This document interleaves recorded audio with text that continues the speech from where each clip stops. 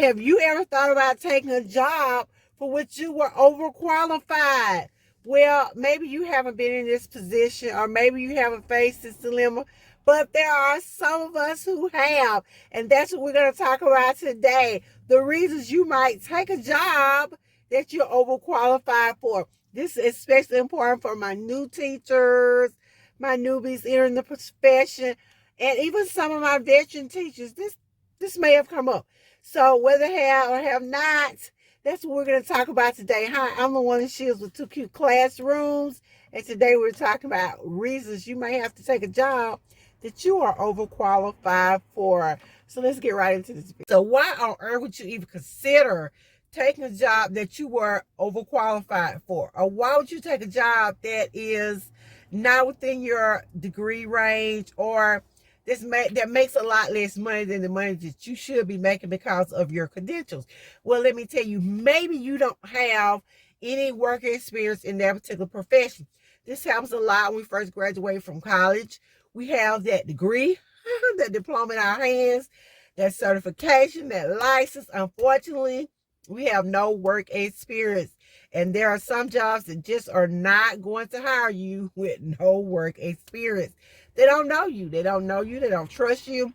I went to an interview one time, and this was when I was actually a teacher. I went for a job interview, and I had work experience. But the lady told me it was in a totally different district. I was applying for a position. It was an English position, which I'm licensed to do, and I taught English for years. But she said, this is 10th grade English, and this is where they do the state testing. And I'm just not going to trust my English test to a person that I don't know, someone that just new here, that just showed up. And I could sort of understand that, but the thing was, I was a darn good teacher. I was a darn good teacher. But she missed out because she wasn't willing to trust me with that particular job. But I was understanding. Sometimes you have to take a job that's beneath you. And what I mean is, I have been an actual teacher with years of experience, and I've taken jobs substituting. I have been a substitute teacher after I was a teacher. So I do understand what it means to take a job that is beneath you. Well, that's not quite, well, basically, like I said, that you're overqualified for. So I have worked as a substitute teacher. I did it. I worked as an extended sub, and you have to be a certified teacher in order to do that. Usually it's going to be a retired teacher, but I was a retired teacher. What happened was I was in transition between jobs. I've been off having a baby. And so I was just re-entering the workforce. It was between semesters or something, and I needed a job. So I took it. I've also considered working as a teacher's assistant. I mean, sometimes this happens. When I first graduated from college and was entering the teacher profession, one of my former principals, because he was the principal when I was in school, offered me a job, but he offered me a job as a teacher's assistant. And I was like, you want me to be a teacher's assistant? I just graduated from college. I have my degree. But I had no work experience. And even though he knew me and he knew I'd do a good job, I didn't have the work experience. And they really were looking for someone with some experience in that particular position. And in all honesty, I was slightly offended. And I told him, hey, this job is beneath me. And I basically said that. Oh, don't you do that. But what he told me was, don't despise the day of small beginnings. He said, get your feet in the door. He said, I'm offering you a position. He said, the thing is, another job is going to come open when the semester changes out. Get your foot in the door. So, fortunately for me, another position opened in another district that I got to take. So I got to work as a teacher, but I turned down a job that I was offered and that I would later wish I had taken because it would have got my foot in the door. But one of the reasons you may take a job in which you are overqualified for is because you don't have any work experience. So there's nothing wrong with that, but you have no work experience. So before we go any further into this video, be sure to give this video a like, a thumbs up, comment, subscribe, and hit the bell so that you can be notified when I post another video with great teaching tips and hacks, motivational words, and parenting tips. I mentioned earlier that I had worked as a substitute teacher. Even though I was a teacher, I had mentioned that I considered being a teacher's assistant, even though I was already a teacher and I had the work experience. But as I said a little earlier, I had been off on maternity leave. I sort of had my son at an odd time. It was in the middle. I had him in October, so I couldn't quite go back to. I was changing jobs, and it was real weird at that time. Now it's no biggie, but back then it was strange.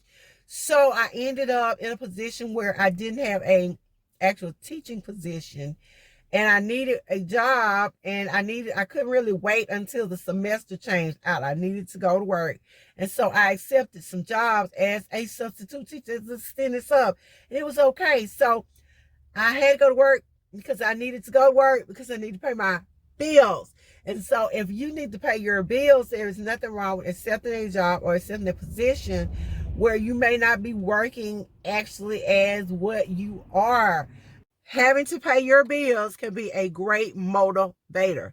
I don't know if I shared before. If this is your first time listening to me, not only am I a teacher, I'm also a nurse. And I remember being a nurse and taking a job as a waitress. I worked as a waitress at a country club. Baby, that was some good money. That was some darn good money. And I hate I left the country club. I had a lot of perks. But I wasn't making what I would have made as a nurse. I took a job that was not within my scope. It was beneath where I should have been, but I needed to pay my car note. It was available. At the moment, I was without a job. And so, hey, I took the job for 2 months. It paid some bills. So if you need to pay your bills, don't worry about whether the job is beneath you or not. If you can't find anything else, there's nothing wrong with taking a position that is a little lower than where you think you ought to be or where your degree says you should be. So there's nothing wrong with that. Pay your bills. Years ago, when I first graduated from college and I was receiving my teaching degree, I was offered a job by a former principal of mine who offered me a job as a teacher's assistant. And like I said, I was a little offended. But his reason was, get your foot in the door. He told me to get your foot in the door. I know it's not the job you want. I know it's not the job you're qualified to do. But if you get your foot in the door, there's going to be something else that comes open. And you will already be here in the district. So you will be first in line for a job position. As I said earlier, I didn't take that job, but it really works. Get your foot in the door. And this is not just an education. This is an interprofession whatsoever. And sometimes it may not even be a job. It may be just volunteering. But whatever it is at that company, if you can get your foot in the door, it's a great way to position yourself for that job when it becomes available. Also, if you are trying to show them your work ethic, show them what you can do, then this is a great way to do just that. You want to get yourself in the right place for the right time. So yeah, there's nothing wrong with taking a position at a job that you're overqualified for, so you can be available when the right job does. Last but certainly not least, one of the reasons you may consider taking a job that you are overqualified for is because it is your dream job. You want that job. It may not be the job that you went to school to do. It may be a job that pays a heck of a lot less than what you're used to making, but it is your dream job. This is what you would do if you didn't have to pay your bills. This is your dream job. And sometimes the time is just right to get that position. You might have to do some cutting back or rearranging your finances, but sometimes you accept a job that you're overqualified for because it is the job that you've been waiting on. I have a job that I am waiting on that I know I'm overqualified for, but I just cannot wait to get it. It's my dream position. I'm just waiting to step my feet inside that door. But sometimes we take jobs that we are overqualified for, like I said, because we know we can make it financially accepting that job. There's nothing wrong with it. And when I was interviewing for the job, even though I didn't get it the first go, people were like, why are you even interested in this? And I had to say, because this is what I want to do. This is what I've been dreaming of doing. This is where my heart is and what I love. So if you're passionate about something, whether you are overqualified for it or not, if you can survive financially and this is what you really, really want to do, there's nothing wrong with taking a job that you are overqualified for. Next time you are offered or you are considering taking a job for which you're overqualified for, remember there are reasons for taking jobs that you're overqualified for that may be suited to you. So I hope this gave you some reasons to pause and think about it. And I'll see you next video.